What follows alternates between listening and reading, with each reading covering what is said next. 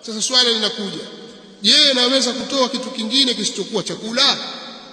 Kwa sasa zama zimebadilika, tutaendelea kutoa chakula mpaka lini? Watu wana shida nyingi. Utampelekea mchele, utampelekea mafuta, utampelekea ngano, lakini hana gesi huyu.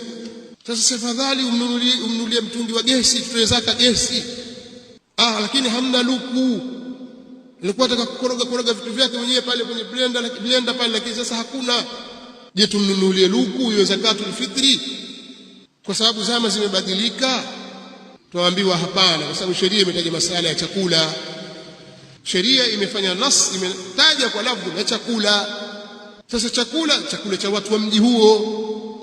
Kwa popote utakapokwenda kwamba sasa watu wa mji huu chakula chao ni ugali wa muhogo, zaka yao itakuwa ni ugali wa muhogo, kwa sababu saa min ta'am. Sabilu Salaf TV.